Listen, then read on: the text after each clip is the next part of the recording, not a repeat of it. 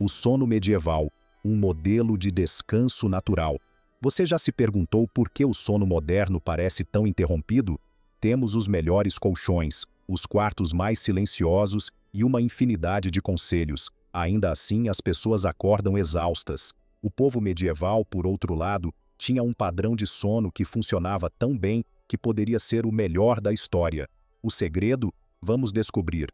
O ritmo bifásico. Despertar no meio da noite. Se você já acordou às 2 horas da manhã e passou horas olhando para o teto, aqui está uma revelação surpreendente.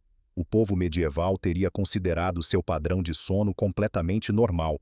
De fato, eles provavelmente se perguntariam por que você não estava acordado fazendo algo produtivo durante aquelas tranquilas horas da meia-noite. As comunidades medievais praticavam o que os historiadores agora chamam de sono bifásico.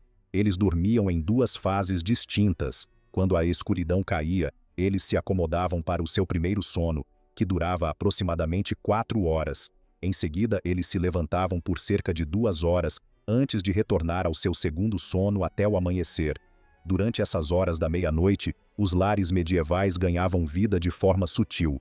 Maridos e esposas compartilhavam histórias, enquanto os monges em mosteiros usavam esse tempo para suas orações e contemplações mais profundas. Algumas pessoas escreviam cartas à luz de velas, outras faziam artesanato e muitas simplesmente sentavam-se para conversar tranquilamente. Isso não era considerado uma interrupção do sono, eram partes essenciais do seu ritmo diário. O conceito original de queimar o óleo da meia-noite não era por procrastinação, fazia parte do plano desde o início. As horas da meia-noite também cumpriam funções práticas nas comunidades medievais. Registros municipais mostram que artesãos frequentemente aproveitavam esse tempo para supervisionar o estado de seus animais ou para processos de cozimento lentos. Padeiros começavam a preparar sua massa, aproveitando o tempo perfeito de fermentação entre fornadas. Mesmo em lares ricos, essas horas tinham sua utilidade. As damas aproveitavam esse tempo para se dedicar aos seus bordados, longe das exigências do dia. O momento original, só para mim, acontecia enquanto todos os outros roncavam em seu primeiro sono. O que torna esse padrão de sono fascinante é o quão natural ele parece ser para os humanos. Na década de 1990, pesquisadores realizaram experimentos nos quais as pessoas viveram sem luz artificial por várias semanas, e os participantes naturalmente caíram no mesmo padrão de sono de 2 fases. Seus corpos se adaptaram automaticamente ao que o povo medieval sabia desde sempre. Era assim que os humanos deveriam descansar. Acontece que nossos ancestrais não sofriam de privação de sono, eles eram iluminados pelo sono. A prática também deixou sua marca na literatura medieval. Os contos da Cantuária mencionam personagens que se levantam entre os sonos para diversas aventuras, enquanto guias domésticos da época forneciam recomendações específicas sobre atividades adequadas para a meia-noite. Alguns até sugeriam que os pensamentos e conversas durante essas horas tinham um significado especial porque a mente estava em seu estado mais claro. Os gurus de produtividade medievais teriam tirado muito proveito desse espaço de tempo inexplorado. Textos médicos da época mostram que os médicos consideravam essa vigília da meia-noite benéfica para a saúde. Eles acreditavam que ajudava em tudo, desde a digestão até a clareza mental. Um médico escreveu que os sonhos do primeiro sono podiam revelar doenças, enquanto o período entre os sonos era perfeito para contemplar seu significado. Outro recomendou alongamentos suaves durante esse tempo, embora desaconselhasse especificamente a prática vigorosa com a espada. Aparentemente, alguns cavaleiros entusiastas precisavam desse lembrete. A advertência original era: não se exercite antes de dormir. A evidência arqueológica encontrada em lares medievais revela o quão difundida era essa prática em toda a Europa. Escavações descobriram nichos de assento e bares em casas comuns projetados especificamente para essas atividades da meia-noite. Suportes especiais para velas de junco e velas finas de longa duração, perfeitas para leitura à meia-noite ou artesanato, foram encontrados em lares de todas as classes sociais, sugerindo que isso não era apenas um hábito dos ricos. O aconchegante canto de leitura original não ficava ao lado da lareira, ficava onde quer que você estacionasse às 2 horas da manhã. Uma coleção de cartas de uma mulher nobre francesa em 1465 descreve o uso desse tempo para escrever poesia afirmando que o silêncio entre os sonos lhe trazia a inspiração mais clara. Registros de um comerciante mostram uma contabilidade cuidadosa realizada durante essas horas, observando que sua mente estava mais aguçada para os números na tranquilidade da meia-noite. Os insones medievais não contavam carneiros, eles contavam dinheiro de verdade. Os relatos mais fascinantes vêm de hospitais medievais, onde os registros de enfermeiras mencionam regularmente que os pacientes estavam mais falantes e lúcidos durante seu período de vigília da meia-noite. Eles usavam esse tempo para administrar certos medicamentos e registrar sintomas, acreditando que as observações feitas entre os sonos eram particularmente confiáveis. As rondas hospitalares originais aconteciam enquanto os médicos modernos dormiam na sala de descanso. Para o povo medieval, esse despertar noturno não significava apenas estar acordado. Tratava-se de experimentar um estado de consciência único que eles chamavam de hora da vigília. Eles acreditavam que esse período tinha qualidades especiais. As orações tinham mais probabilidade de serem respondidas, os pensamentos criativos fluíam mais livremente e as conversas atingiam significados mais profundos. Embora possamos considerar suas crenças supersticiosas, estudos modernos do sono demonstraram que esse período entre as fases do sono frequentemente produz um estado distinto de alerta relaxado, perfeito para contemplação e atividade suave. A prática original de mindfulness não exigia um aplicativo. As pessoas podiam lembrar com notável precisão o que estavam fazendo durante essas horas, pois era uma parte tão distinta e valorizada do seu dia. Várias cidades medievais mostram que os álibis relacionados às atividades entre os sonos eram levados particularmente a sério, pois era considerado um momento de maior consciência e memória confiável. A história original de "Tenho um álibi perfeito" não era sobre estar em uma festa, era sobre bordar à luz de velas. O poder da escuridão, um sono sem ruído. O notável sobre esse padrão de sono medieval não era apenas sua existência, mas como ele criava um tempo especial para a reflexão e a conexão que nosso mundo moderno perdeu em grande parte. E naquelas tranquilas horas escuras, com apenas o suave piscar da luz de velas para lhes fazer companhia, o povo medieval descobriu outro segredo para um sono perfeito. Quartos modernos frequentemente se parecem com a Times Square à meia-noite. Telefones brilhantes, eletrônicos piscando e luzes da rua espreitando pelas cortinas. Em contraste, os cavaleiros medievais conheciam uma escuridão tão completa que nos é quase impossível imaginar. A noite medieval era absolutamente profunda e escura. Não havia luzes da rua, nem telas brilhantes, nem mesmo muita luz da lua em cidades lotadas, onde edifícios altos bloqueavam o céu. As únicas fontes de luz eram o fogo, velas e lamparinas a óleo, e não eram usadas levianamente. Uma única vela podia custar o salário de um dia de um trabalhador comum, tornando a luz artificial um luxo que a maioria das pessoas usava com moderação. Até mesmo mercadores ricos geralmente tinham apenas 3 ou 4 velas de cada vez. Elas eram tão valiosas que alguns testamentos medievais mencionavam especificamente a herança de velas parcialmente usadas. Um caso particularmente divertido de York menciona uma disputa familiar sobre uma vela de cera de abelha, meio queimada de tamanho considerável. Aparentemente, até mesmo o drama da herança medieval tinha seus pontos brilhantes. Sem luz artificial, os padrões de sono das pessoas se alinhavam naturalmente com o pôr do sol e o nascer do sol. O corpo humano produz melatonina, nosso hormônio do sono, quando escurece.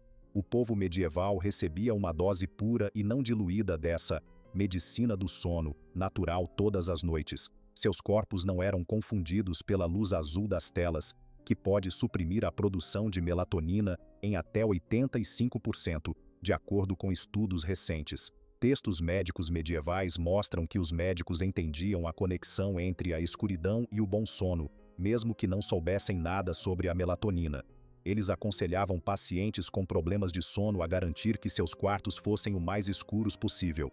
Um médico escreveu que o sono chega melhor àqueles que abraçam a escuridão como um cobertor quente, poético e cientificamente preciso, mesmo que ele não soubesse por quê.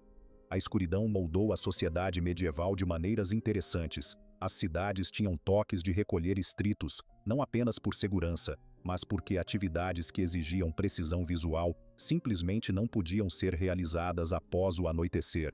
Trabalhadores e artesãos que realizavam trabalhos detalhados, como bordados ou iluminação de manuscritos, eram proibidos de trabalhar após o pôr do sol para evitar a fadiga ocular e manter a qualidade.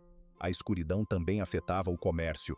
Muitas cidades tinham preços de escuridão específicos para certos produtos. Itens custavam mais se você precisasse comprá-los depois do anoitecer, simplesmente pelas velas adicionais necessárias para realizar o negócio.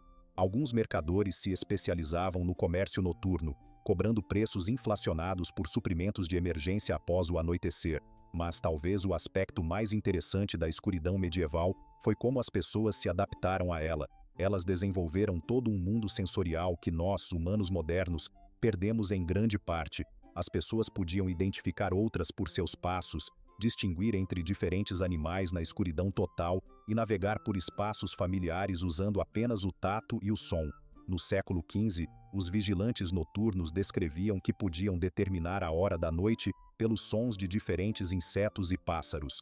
A escuridão afetou até a arquitetura. Construtores medievais projetaram casas com engenhosos pátios de luz e janelas estrategicamente posicionadas para maximizar a luz natural durante o dia. Eles usavam gesso de cor clara nas paredes internas para refletir e amplificar a pouca luz disponível.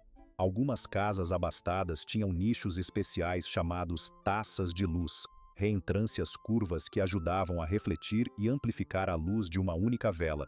Mosteiros medievais levavam a escuridão particularmente a sério. Registros monásticos mostram sistemas elaborados para manter a escuridão nos dormitórios. Alguns mosteiros até tinham guardiões da escuridão designados, cujo trabalho era garantir que nenhuma luz não autorizada perturbasse o sono dos monges. Esses guardiões do sono medievais patrulhavam os corredores, atentos a qualquer luz de vela que pudesse interromper o ciclo natural do sono. O valor da escuridão estava tão enraizado na cultura medieval que muitas cidades tinham leis que a protegiam. A poluição luminosa não era apenas considerada um desperdício, era ilegal. Registros de várias cidades europeias mostram multas por iluminação desnecessária fora de certas horas. Em 1486, foi declarado que quem desperdiça luz durante a noite rouba o sono de seus vizinhos, um conceito que nossas cidades modernas, brilhantemente iluminadas, deveriam reconsiderar. Essa escuridão profunda teve efeitos profundos na qualidade do sono. Sem luz artificial para prolongar seus dias, o povo medieval normalmente passava entre 6 e 8 horas em escuridão natural antes mesmo de tentar dormir. Esse período prolongado de escuridão ajudava seus corpos a acumular reservas significativas de melatonina, levando a um sono mais profundo e reparador. Registros hospitalares da época mostram que as enfermarias de cura eram projetadas para serem particularmente escuras. As janelas eram cuidadosamente posicionadas para evitar que a luz da manhã perturbasse o descanso dos pacientes, e cortinas grossas eram usadas para manter a escuridão mesmo durante o dia para aqueles que precisavam. Médicos medievais observaram que pacientes em quartos mais escuros geralmente se recuperavam mais rápido, embora atribuíssem isso às propriedades calmantes da sombra, em vez dos benefícios biológicos que agora compreendemos. Quando a suave escuridão das noites medievais deu lugar ao nosso mundo artificialmente iluminado, perdemos algo profundo: a experiência da verdadeira escuridão natural e seus benefícios para o sono. No entanto, havia outro elemento do sono medieval que trabalhava em conjunto com essa escuridão para criar condições perfeitas para dormir: a proximidade do sono compartilhado, calor e conexão. A privacidade na Idade Média significava algo completamente diferente do que significa hoje. Embora possamos ser avessos à ideia de compartilhar nossa cama com estranhos, o povo medieval não pensava o mesmo. De fato, o compartilhamento de camas não era apenas comum, era esperado, prático e às vezes até legalmente exigido.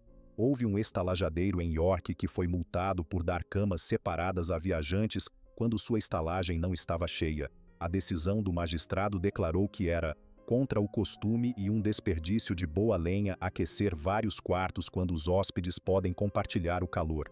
A hospitalidade medieval significava literalmente dormir juntos, quer você gostasse ou não.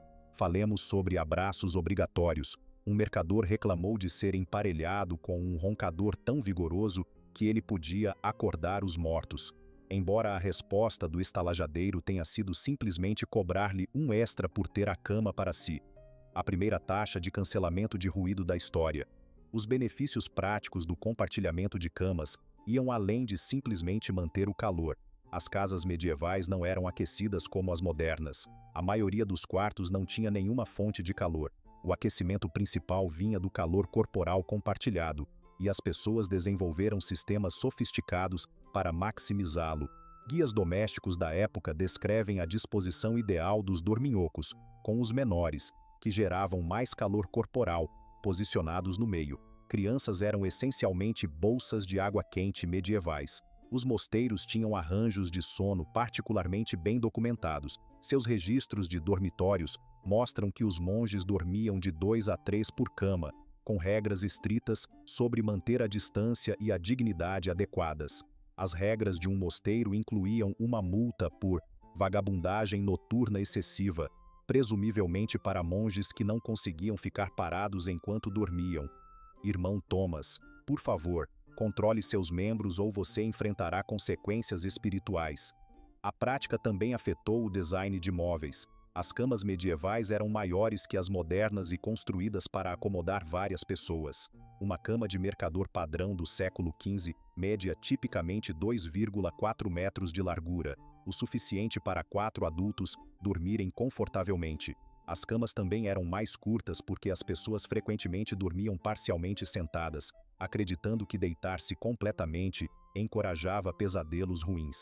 Quando seus pesadelos podiam envolver uma praga real, sentar parecia razoável. Esse sono comunitário teve efeitos sociais interessantes. Conversas e acordos eram feitos na cama compartilhada, sugerindo que esses espaços de sono compartilhados também eram locais importantes para o vínculo social e discussões de negócios. Em 1478, um caso foi decidido com base no testemunho de alguém que ouviu uma conversa crucial enquanto compartilhava uma cama em uma estalagem. O dispositivo de escuta original era simplesmente outra pessoa sob os cobertores. Os locais onde as crianças dormiam eram especialmente comunitários. Em vez de terem seus próprios quartos, as crianças normalmente dormiam em grandes grupos, frequentemente na mesma cama. Acreditava-se que essa prática ajudava em tudo, desde o calor até o desenvolvimento do caráter. Guias de criação medievais sugeriam que crianças que dormiam sozinhas poderiam se tornar egoístas ou medrosas. Nada constrói mais o caráter do que ser chutado por 6 irmãos a noite toda. A prática não era isenta de desafios. Numerosas reclamações surgiram sobre situações em que o compartilhamento de camas dava errado, desde cobertores roubados até chutes no meio da noite. Houve um mercador que processou uma estalagem porque seu colega de cama cantava canções de marinheiro enquanto dormia com tanto vigor que não o deixava descansar. O primeiro caso documentado de transtorno do canto durante o sono. Alguns desenvolveram soluções criativas para os problemas comuns de compartilhamento de camas. Algumas câmaras estabeleceram quartos para roncadores, quartos especiais para pessoas que dormiam particularmente barulhentas. Outros tinham sistemas para emparelhar viajantes com base em seus hábitos de sono, algo como uma versão medieval de um aplicativo de match para colegas de quarto. Senhor, de acordo com nossos registros, você é um puxador de cobertor, então o emparelhamos com um aquecedor que não se importa. Registros de guildas revelam que algumas profissões tinham costumes específicos de compartilhamento de camas. Padeiros que precisavam acordar muito cedo eram frequentemente emparelhados em grupos. Um padeiro observa que os membros devem procurar a companhia de seus colegas de trabalho na hora de dormir, para que o que se levanta cedo não perturbe o descanso do que dorme tarde. A Irmandade dos Padeiros, unida em massa e cochilando. A prática de compartilhamento de camas também influenciou a arquitetura. Muitas casas medievais eram construídas com grandes dormitórios compartilhados, em vez de quartos individuais. Esses quartos frequentemente tinham várias lareiras e sistemas de ventilação, cuidadosamente planejados para manter o ar fresco para muitos dorminhocos. Registros arquitetônicos da época mostram que as casas de mercadores abastados normalmente tinham um dormitório grande, em vez de vários menores. A planta original, de conceito aberto, era na verdade uma planta de dormitório aberto. Curiosamente, os textos médicos medievais sugerem que o sono compartilhado era considerado benéfico para a saúde mental. Vários guias médicos recomendavam o conforto do descanso compartilhado como tratamento para melancolia ou ansiedade. Um médico escreveu que o sono solitário gera pensamentos solitários, enquanto o sono compartilhado gera paz compartilhada. A primeira terapia do sono consistia simplesmente em adicionar mais pessoas à sua cama. O fim do costume generalizado de compartilhar camas ocorreu gradualmente com as mudanças na arquitetura e no aquecimento. À medida que os quartos privados se tornaram mais comuns e as casas se aqueceram melhor, a prática começou a desaparecer. No entanto, as pessoas relataram dormir pior depois de mudar para camas privadas. Elas sentiam falta do calor e da companhia a que estavam acostumadas. Os primeiros casos da síndrome do ninho vazio podem ter sido a síndrome da cama vazia. Embora o compartilhamento de camas com estranhos possa parecer estranho para nós hoje, para as pessoas da era medieval, nossa insistência em dormir sozinhos provavelmente pareceria igualmente estranha. Colchões de palha. O segredo de um bom sono. Mas o conforto do sono medieval envolvia muito mais do que apenas compartilhar o calor corporal. Antes dos colchões de espuma viscoelástica e pillow top, o povo medieval dormia em algo muito mais simples e possivelmente melhor para suas costas. A maioria das camas medievais consistia em uma estrutura de madeira preenchida com palha fresca, conhecida como straw mattresses, colchões de palha. Embora possa parecer primitivo, essa escolha de roupa de cama tinha alguns benefícios notáveis. Contas domésticas do século XV revelam o ritual sazonal da troca de palha. Cada colheita trazia palha fresca para a cama, e a palha velha era reciclada como alimento para animais ou cobertura de jardim. Os lares mais ricos trocavam sua palha com mais frequência. Registros de uma família nobre mostram substituições mensais de palha, observando que a palha fresca traz sonhos frescos. A palha não era simplesmente jogada em uma pilha. Fazer a cama era uma arte. Fabricantes de camas profissionais apresentavam instruções detalhadas sobre como colocar e arrumar a palha para criar diferentes níveis de firmeza. Alguns fabricantes de camas ficaram famosos por sua técnica, e no século XV, um artesão conhecido como Thomas o Macio cobrava preços altos por seus serviços. Esses colchões de palha se mostraram surpreendentemente adaptáveis. Durante os verões quentes, a palha podia ser compactada frouxamente para melhorar a circulação do ar. No inverno, um empacotamento mais apertado proporcionava melhor isolamento. Alguns lares mantinham tipos distintos de palha para as diferentes estações: palha de trigo para o verão e palha de centeio para o inverno. Registros médicos da época sugerem que essas camas de palha firmes poderiam ter sido mais saudáveis do que nossos colchões modernos ultramacios. Médicos medievais observavam menos queixas de dor nas costas entre seus pacientes. O povo medieval mais rico tinha alternativas. Colchões de penas existiam, mas traziam seus próprios problemas. Uma família nobre reclamou da guerra perpétua com os percevejos que se alimentam de nossas penas. Outro relato descreve um mercador que voltou à palha depois que sua cara cama de penas se tornou um reino de pulgas. A manutenção dos leitos de palha criou sua própria economia. Trocadores profissionais visitavam as casas para fofar e reorganizar a palha, garantindo um desgaste uniforme. Esses artesãos também verificavam a presença de visitantes indesejados. Registros de custos mostravam que os leitos de palha eram notavelmente econômicos. Um ano de palha fresca custava aproximadamente o mesmo que 2 dias de salário de um trabalhador comum. Compare isso com os colchões de penas, que podiam custar vários meses de salário. Um divertido caso judicial de 1467 envolve um homem que tentou pagar seus impostos com uma cama de penas levemente usada, a qual o coletor de impostos recusou-se veementemente. O tipo de palha usado era de grande importância. A palha de trigo era considerada a melhor, seguida pelo centeio. A palha de aveia era evitada porque tendia a atrair ratos. Um ditado medieval advertia que palha de aveia na cama atrai convidados de 4 patas. Às vezes, mercadores astutos tentavam vender palha de qualidade inferior como palha de trigo de primeira qualidade, o que levou à criação de inspetores de palha em algumas cidades. As inovações no design de camas de palha mostram a engenhosidade medieval. Algumas camas tinham várias camadas de diferentes tipos de palha. criando o que poderíamos chamar de o primeiro colchão híbrido do mundo. Outras incluíam ervas aromáticas entre as camadas, lavanda para relaxamento, hortelã para afastar pragas e alecrim, que se acreditava prevenir pesadelos. A prática também influenciou a linguagem. Muitas frases comuns têm sua origem na terminologia dos leitos de palha. Colchões de palha, o segredo de um bom sono, continuação, fazer um favor, obviamente se refere a ir para a cama, mas em sua origem descrevia o centro de um colchão de palha bem apertado, e a agulha no palheiro provavelmente veio da temida experiência de perder uma agulha de costura na cama. Os mosteiros ofereciam diretrizes detalhadas para a manutenção das camas. Um mosteiro exigia a rotação semanal da palha e estabelecia normas adicionais sobre sua correta eliminação. Eles acreditavam que a palha velha deveria ser queimada em vez de reutilizada, pois poderia conservar fragmentos de sonhos que seria melhor devolver ao céu. Talvez uma forma precoce de reciclagem espiritual.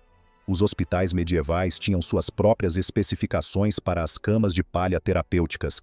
Eles utilizavam diferentes densidades de palha para diferentes enfermidades, mais suave para pacientes com febre, mais firme para aqueles com problemas de costas. Alguns hospitais até mantinham jardins de palha especiais, onde cultivavam tipos específicos de grãos exclusivamente para as camas.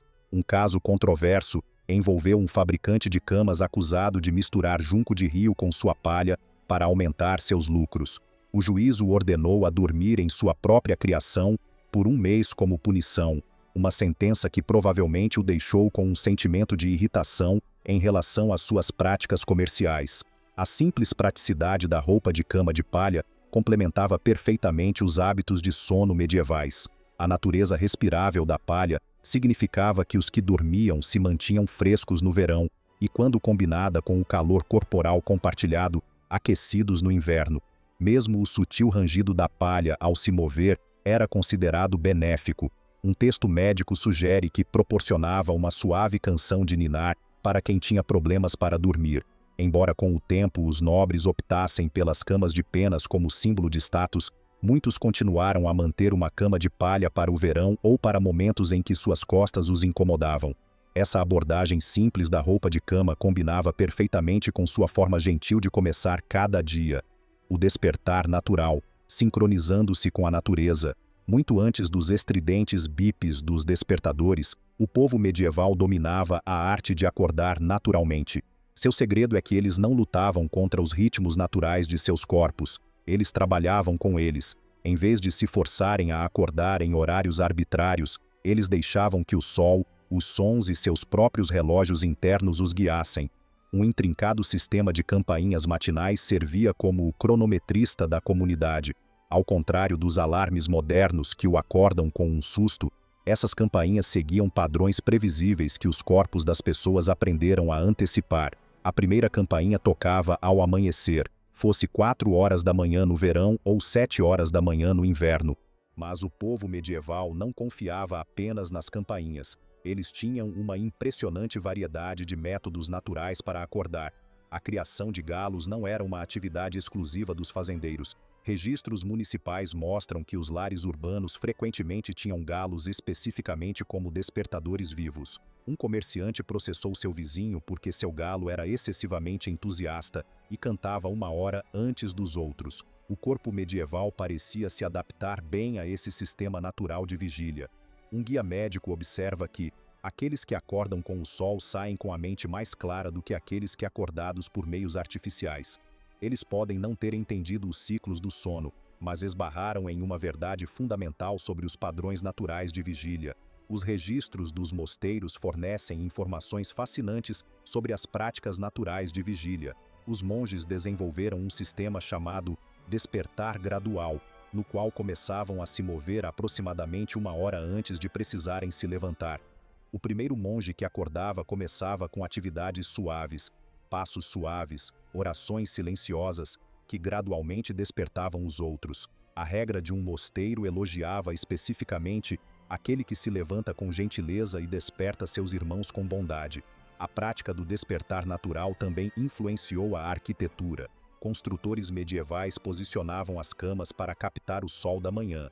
e os quartos de dormir frequentemente ficavam voltados para o leste. Algumas casas ricas tinham janelas especiais projetadas para direcionar a primeira luz para os rostos dos dorminhocos. As janelas eram estrategicamente posicionadas para captar o coro matinal dos pássaros, o despertador mais suave da natureza. Os horários de trabalho se adaptavam a esse padrão natural de vigília.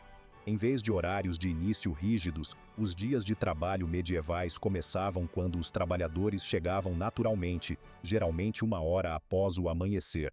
Os registros mostram horários de início flexíveis, com base nas estações e na luz natural. A ausência de horários rígidos para acordar criou padrões sociais interessantes, menos disputas relacionadas à manhã do que se poderia esperar. Quando todo mundo funcionava de acordo com o tempo natural, chegar atrasado tinha um significado diferente. Um juiz rejeitou um caso sobre atraso matinal, afirmando que o sol e a preparação do corpo, não o relógio, determinavam o momento certo para começar. Os pais medievais também tinham diferentes preocupações sobre o sono de seus filhos. Em vez de lutar para acordar as crianças para a escola, as crianças medievais normalmente começavam seus dias naturalmente. O ensino frequentemente começava em horários variáveis, especialmente no inverno. Até a guerra se adaptou aos padrões naturais de vigília. Registros militares mostram que os exércitos frequentemente atrasavam os movimentos matinais até que as tropas acordassem naturalmente. As memórias de um comandante afirmam que soldados que acordam por sua própria vontade lutam melhor do que aqueles que são sacudidos. Embora ele tenha acrescentado que essa prática tornava os ataques surpresa ao amanhecer especialmente eficazes. O sistema de vigília natural não era isento de desafios. Alguns trabalhos exigiam horários de início específicos e muito cedo, como os padeiros, que precisavam de horas antes do amanhecer para ter o pão pronto ao amanhecer. Esses trabalhadores desenvolveram soluções criativas, como deitar-se mais cedo ou usar múltiplos períodos de sono mais curtos. Os pacientes eram permitidos a acordar naturalmente, a menos que o tratamento médico exigisse o contrário. As diretrizes de um hospital proibiam especificamente acordar pacientes dormindo, observando que o corpo se cura melhor quando se desperta por sua própria vontade. Essa forma natural de acordar implicava que o povo medieval raramente experimentava aquele pânico moderno tão familiar de dormir demais.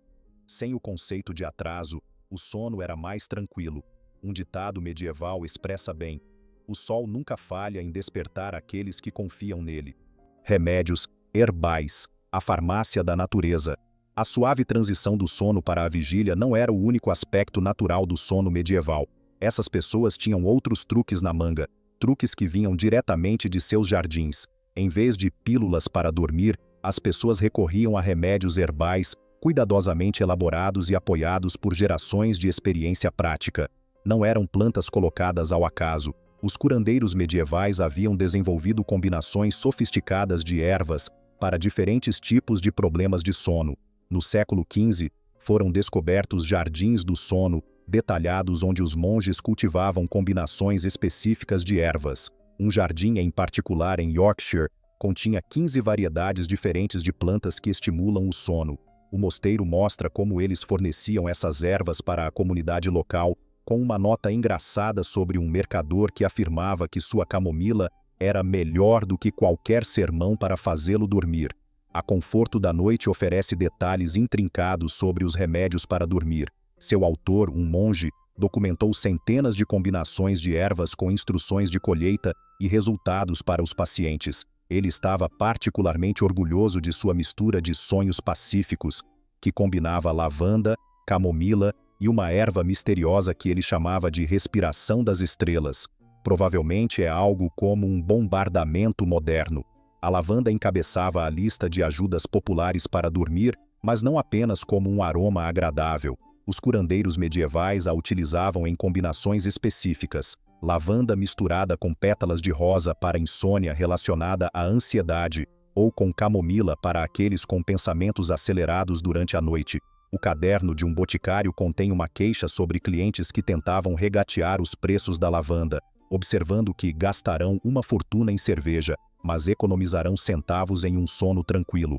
A preparação desses remédios seguia regras estritas. Os herboristas coletavam certas plantas apenas à luz da lua, acreditando que isso melhorava suas propriedades favoráveis ao sono. Outras tinham que ser colhidas em épocas específicas do ano. Um herborista foi multado por colher raiz valeriana na primavera, em vez de no outono, quando supostamente era mais potente. Os lares medievais frequentemente tinham seus próprios jardins com remédios para dormir. Pessoas comuns cultivavam ervas simples como camomila e hortelã, enquanto famílias ricas mantinham jardins elaborados com raras plantas que estimulavam o sono. O jardim de uma família nobre continha exóticos soníferos importados de lugares tão distantes quanto Constantinopla. Embora seu mordomo tenha observado que a camomila comum funciona tão bem, se minha senhora admitisse.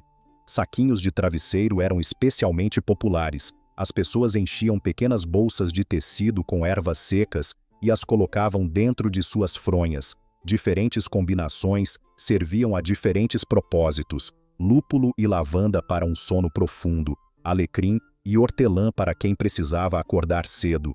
Um inventário lista saquinhos de dormir para os ricos, que continham exatamente as mesmas ervas que os normais, apenas em bolsas mais elegantes e pelo triplo do preço. Nos hospitais, as diferentes enfermarias eram perfumadas com ervas específicas, dependendo das condições dos pacientes. Na enfermaria de febre, usavam ervas refrescantes como a hortelã, enquanto na enfermaria de recuperação usavam lavanda calmante. Outro texto medieval notável, A Vigília Noturna do Herborista, detalha preparações específicas para diferentes tipos de dificuldades do sono. Para aqueles que não conseguiam adormecer, ele recomendava um chá quente de camomila e passion flower. Para aqueles que acordavam muito cedo, era prescrita uma mistura mais forte de valeriana e lúpulo. O guia até incluía uma seção sobre ervas para quem falava enquanto dormia, embora tenha notado que às vezes as histórias são muito divertidas para serem curadas. Alguns remédios combinavam ervas com ações específicas.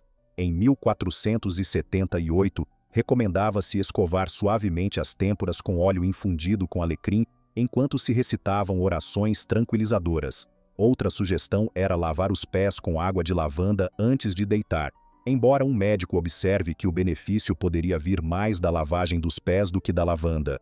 O comércio de ervas para dormir criou sua própria economia. Coletores de ervas especializados abasteceriam os mercados e as boticárias. Secadores de ervas profissionais também desempenharam um papel crucial, pois ervas devidamente secas eram essenciais para uso no inverno.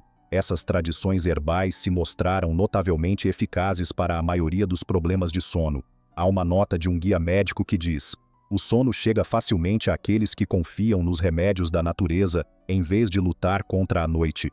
Os mosteiros até desenvolveram versões iniciais de clínicas do sono, onde as pessoas podiam ficar por algumas noites para descanso, assistido por ervas. Esses retiros de sono combinavam remédios herbais com um ambiente tranquilo e horários regulares. Pessoas viajavam de distâncias de até 50 milhas para receber tratamento para dormir, embora notaram que a própria viagem os exauria o suficiente para garantir um bom descanso. Ausência de lanches noturnos, uma digestão tranquila. Enquanto esses tratamentos herbais suaves ajudavam o povo medieval a dormir, outro aspecto de sua rotina diária tornava o adormecer ainda mais fácil. Comer lanches tarde da noite simplesmente não era algo comum nos tempos medievais. Não porque não quisessem, mas porque não podiam. Sem refrigeração e luz artificial, comer depois do anoitecer tornava-se uma tarefa mais problemática do que valia a pena. Essa limitação, embora nascida da necessidade, na verdade proporcionou ao povo medieval uma vantagem significativa no que diz respeito à qualidade do sono. Os lares medievais seguiam padrões estritos em relação aos horários das refeições. A refeição principal, chamada jantar, normalmente ocorria por volta do meio-dia. No final da tarde, muito antes do anoitecer, era servida uma ceia mais leve. Em 1465, o jantar acontecia no ponto mais alto do sol, e a ceia, quando as sombras cresciam o dobro do comprimento dos objetos que as projetavam, indicadores naturais de que as refeições estavam adequadamente espaçadas. Imagine tentar explicar esse sistema de cronometragem para alguém usando um Apple Watch. Uma disputa particularmente divertida envolveu um estalajadeiro acusado de servir comida em horas inoportunas. Em sua defesa, os convidados eram viajantes da Espanha que não conheciam os horários adequados para as refeições cristãs. O juiz decidiu que, mesmo os estômagos estrangeiros devem seguir os costumes locais. Talvez o primeiro exemplo de, quando em Roma, coma como os romanos. Os médicos medievais observaram que pacientes que comiam tarde frequentemente sofriam de problemas de sono e sonhos estranhos. Um guia médico adverte contra encher o estômago quando o sol se retirou, afirmando que isso pode levar a tudo, desde pesadelos até indigestão. Outro médico afirmou que aqueles que dormem tarde se levantam tarde e sua mente permanece nublada como a névoa da manhã. A versão medieval de "você não é você quando está com fome à meia-noite". As cozinhas dos mosteiros aderiam estritamente aos horários de refeições alinhados com a luz do dia. A campainha da tarde que anunciava a última refeição do dia não tinha como único motivo uma observância religiosa. Foi um ponto de corte prático para o pessoal da cozinha. Uma regra explicitamente afirmava que, quando as vésperas tocam, os fogos devem ser apagados, não importa quem permaneça com fome. Falemos de uma política rígida de fechamento de cozinha. Nenhuma quantidade de olhinhos de cachorrinho lhe renderia um lanche tarde da noite. Os trabalhadores seguiam regras semelhantes. Artesãos e operários faziam sua refeição principal durante a pausa do meio-dia e uma refeição menor antes de voltar para casa. Uma guilda de carpinteiros chegou a multar seus membros por comer muito perto da hora de dormir, observando que um estômago cheio torna as mãos desajeitadas pela manhã. Imagine perder o salário de um dia porque você não conseguiu resistir a uma perna de cordeiro à meia-noite. A proibição de comer tarde criou costumes sociais interessantes. Encontros noturnos se concentravam em conversas e entretenimento, mais do que em comida. Anfitriões que ofereciam mais do que bebidas leves depois do anoitecer eram considerados ostentosos ou algo desconsiderados, e eram advertidos que as visitas noturnas eram para confraternizar, não para festejar. O equivalente medieval de "já comemos, obrigado". As práticas de armazenamento e preparação de alimentos reforçavam esses padrões alimentares. Sem formas confiáveis de manter os alimentos frescos ou aquecê-los facilmente, preparar refeições tardias era impraticável. Os fogos geralmente eram deixados acendendo durante a noite após a ceia, e reiniciá-los era muito trabalho apenas para um lanche. Algumas casas senhoriais até tinham regras sobre quando o fogo podia ser aceso e apagado na cozinha, com sanções rigorosas para quem cozinhava sem autorização. É possível que a origem da frase "não vale a pena o trabalho" seja essa. As cozinhas medievais foram projetadas para a preparação programada de refeições em larga escala. A ausência de utensílios de cozinha individuais fáceis de usar dificultava a preparação improvisada de refeições. Você não podia simplesmente colocar algo no micro-ondas ou pedir DoorDash do castelo vizinho. Mercadores viajantes frustrados frequentemente chegavam ao local após o anoitecer, apenas para lhes ser oferecida uma caneca de cerveja, com os atendentes afirmando firmemente que as cozinhas, como os galinhas, devem descansar quando o sol se põe. Uma versão medieval de "Senhor, este é um Wendy's e fechamos há 10 minutos". As comunidades rurais seguiam os ritmos naturais ainda mais estritamente. A última refeição do dia coincidia com o recolhimento dos animais para a noite. Essa disposição prática significava que, quando as tarefas da tarde terminavam, a cozinha já estava fria há muito tempo. As vacas eram deitadas, antes que os humanos pudessem sequer pensar em um lanche antes de dormir. Sem uma digestão noturna para perturbar seu descanso, o povo medieval normalmente dormia mais profundamente. Os pacientes que seguiam os horários de refeição habituais aparentemente se recuperavam mais rápido do que aqueles que comiam irregularmente.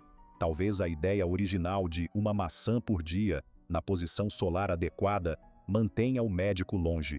O pessoal da cozinha medieval terminava seu trabalho muito antes do anoitecer. Um cozinheiro orgulhosamente declarou que "nossos membros dormem tão bem quanto qualquer um, porque nosso trabalho termina quando o dia termina", embora um aprendiz tenha reclamado de ter que acordar antes que os pássaros sequer pensem em café da manhã. Possivelmente a primeira pessoa da história que não é matutina. A prática até influenciou a arquitetura. As cozinhas medievais eram frequentemente construídas separadas das residências, tornando as incursões noturnas em busca de comida impraticáveis. Os planos de renovação de uma casa nobre incluíam a seguinte nota: a cozinha está localizada longe o suficiente dos quartos para impedir a perambulação noturna. Aparentemente, nem mesmo os ricos podiam confiar em ter uma despensa próxima. Aristocratas medievais, eles são como nós. Atividade física constante, o treino da vida medieval. Além de promover um sono melhor, esse padrão alimentar criou outro benefício que o povo medieval nunca esperou. Esqueça as caras associações de ginástica. O povo medieval se exercitava simplesmente vivendo. A vida cotidiana na Idade Média envolvia atividade física constante do amanhecer ao anoitecer, cansando naturalmente seus corpos e preparando-os para um sono profundo. O dia típico de um fazendeiro era essencialmente um treino intenso de corpo inteiro. Esses entusiastas involuntários do fitness caminhavam entre 10 e 12 milhas por dia, simplesmente trabalhando em seus campos. Arar um acre de terra significava caminhar atrás do arado por aproximadamente 8 milhas, empurrando contra o solo resistente o tempo todo. CrossFit medieval em sua melhor forma. Os artesãos tinham suas próprias rotinas de exercícios incorporadas em seus ofícios. Ferreiros basicamente faziam trabalho de braço todos os dias, brandindo martelos que podiam pesar até 10 libras por hora, fazendo com que os halteres modernos parecessem brincadeira de criança. Aprendizes precisavam de pelo menos 3 meses para adquirir a força necessária para um dia inteiro de trabalho, e um aprendiz de ferreiro podia ser reconhecido por sua marcha levemente torta e braços perpetuamente doloridos. Mesmo os trabalhos aparentemente mais leves proporcionavam exercício constante. As receitas de pão medieval exigiam 30 minutos de amassamento contínuo por fornada. O vídeo original de treino de parte superior do corpo, sem spandex ou música animada. Tecelões trabalhavam em teares de pé que exigiam movimento constante, frequentemente caminhando quilômetros de ida e volta durante um único dia de trabalho e gastando sapatos mais rápido do que um adolescente em um surto de crescimento. As rotinas diárias dos trabalhadores têxteis eram particularmente exigentes. Apenas a preparação da lã envolvia horas de trabalho físico. Antes de poder fiar um único fio, os trabalhadores tinham que limpar, cardar e pentear a lã bruta. Um treino de braços completo que deixaria qualquer personal trainer moderno com inveja. Novos aprendizes frequentemente não conseguiam levantar os braços acima da cabeça após a primeira semana, dando à dor muscular têxtil um significado completamente novo. A mudança das estações trazia consigo distintos tipos de exigências físicas. A primavera significava trabalho agrícola intenso. Cavar, arar e plantar exigiam agachar e levantar objetos constantemente. A versão da natureza de uma associação de ginástica sazonal. O verão trazia seus próprios desafios e a produção de feno era particularmente exigente. Em 1467, ceifar feno significava balançar a foice do amanhecer ao anoitecer. A época da colheita de outono foi talvez a estação mais fisicamente exigente. Trabalhando contra o tempo e o clima, as pessoas levaram seus corpos ao limite. As comunidades se reuniam para sessões de colheita, amarração e empilhamento em maratona. A aula de fitness em grupo original, sem os conjuntos combinando. Quando a chuva ameaçava, os coletores trabalhavam a noite toda à luz da lua. Balada medieval, mas com mais produtividade e menos dança. O inverno não significava descanso, simplesmente significava diferentes tipos de trabalho físico. Debulhar grãos exigia movimentos rítmicos por horas a fio, como uma versão inicial de zumba, mas com um propósito real. Cortar e transportar lenha tornou-se uma necessidade diária. Uma casa precisava de até 40 libras de lenha por dia apenas para aquecimento básico e cozimento. Quem precisa de uma associação de ginástica quando há árvores para derrubar? As crianças também faziam muito exercício, embora não através de esportes organizados. A partir dos 7 anos, elas ajudavam com as tarefas domésticas, como carregar água, coletar lenha e cuidar de animais. Um professor de escola de 1463 chegou a repreender os pais por deixar seus filhos brincarem demais em vez de realizarem um trabalho adequado de fortalecimento. Possivelmente o primeiro fanático por fitness da história. Os habitantes urbanos não estavam isentos desse exercício diário. As cidades tinham poucos veículos com rodas.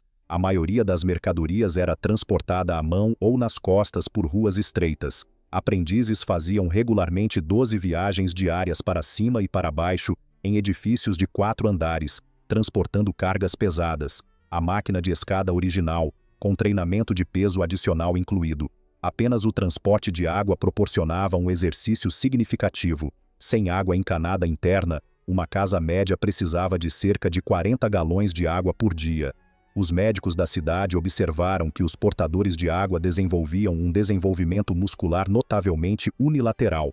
Problemas medievais exigiam soluções medievais, como exercícios específicos para equilibrar a figura torta do aguadeiro. A nobreza, apesar de sua posição privilegiada, não conseguia escapar completamente da atividade física. A caça, um passatempo favorito dos nobres, envolvia horas de equitação, caminhada e às vezes corrida. Durante caçadas de 3 dias, os participantes cobriam mais de 30 milhas a pé, enquanto os servos de alguma forma conseguiam dobrar essa distância, provavelmente se perguntando quem realmente estava obtendo o melhor resultado dessa nobre busca. A vestimenta medieval em si encorajava o movimento. Sem materiais elásticos ou que esticassem, as roupas tinham que ser soltas o suficiente para trabalhar. Mesmo os vestidos mais elegantes precisavam permitir levantar, alcançar e subir escadas. A forma da moda medieval segue a função. E função significa ser capaz de realmente se mover. Viajar significava caminhar, e muito. Mercadores cobriam em média 15 a 20 milhas por dia a pé. Os cálculos de distância entre cidades vinham com notas de rodapé práticas. Subtraia 2 metros se viajar sozinho. Adicione 3 se trouxer aprendizes com dores permanentes nos pés e queixas intermináveis. Mesmo as atividades de lazer envolviam movimento. Jogos populares incluíam concursos de lançamento, luta livre e dança. As tardes de domingo frequentemente se transformavam em competições esportivas improvisadas, para a grande consternação do clero local. A congregação aparentemente estava mais dedicada a seus jogos do que às suas orações, embora ambas as atividades garantissem um bom suor. Essa atividade física constante teve um efeito colateral perfeito. Ao cair da noite, o povo medieval estava naturalmente cansado. Seus corpos haviam trabalhado duro o dia todo, o que lhes permitia adormecer com facilidade. Os trabalhadores físicos raramente reclamavam de insônia, embora houvesse muitas queixas de dores musculares. Pessoas medievais que acidentalmente inventaram a rotina de sono perfeita enquanto tentavam sobreviver. Mas talvez o mais interessante da atividade física medieval não seja o exercício em si, mas o quão pouco eles se preocupavam com isso. O povo medieval não precisava planejar seus treinos ou contar seus passos.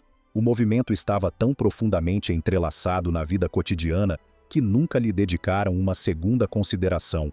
Os entusiastas originais do fitness funcional antes que ele se tornasse moda. A mentalidade medieval. Dormir sem ansiedade. Falando em não pensar demais nas coisas, o povo medieval tinha outro segredo para dormir bem. Hoje em dia somos obcecados com o sono. Nós o rastreamos, o analisamos e nos preocupamos com ele constantemente. Tenho uma amiga que passa mais tempo verificando suas estatísticas de sono do que realmente dormindo. A ironia não passa despercebida em seu caro anel de rastreamento de sono. O povo medieval teria rido de nossa ansiedade moderna pelo sono. E honestamente, eles teriam razão. Naquela época, o sono não era um projeto para gerenciar ou uma habilidade para dominar. Era apenas dormir. Ninguém na Idade Média ficava acordado se perguntando se estava tendo ciclos REM suficientes ou se seu nível de sono seria bom o suficiente para se gabar no mercado no dia seguinte. Eles não tinham treinadores de sono, podcasts sobre sono ou oficinas de otimização do sono. Eles apenas tinham escuridão, corpos cansados e o bom senso de usar ambos. Um detalhe fascinante dos registros de um mercador mostra o quão pouco eles se importavam com o sono. Entre anotações sobre os preços da lã e as entregas de pão, ele mencionou casualmente ter dormido onde e quando podia, durante suas viagens, às vezes em camas, às vezes em bancos, e uma vez bastante confortavelmente em um saco de grãos.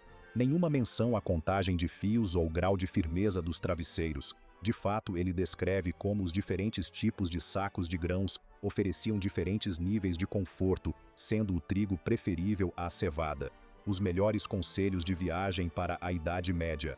A abordagem medieval do sono era maravilhosamente simples. Quando você está cansado, você dorme. Quando não está, está acordado. Um conceito revolucionário, certo? Eles não precisavam de um aplicativo para lhes dizer que estavam cansados. Seus corpos faziam esse trabalho muito bem. Os mosteiros medievais mostram monges às vezes cochilando durante as orações noturnas.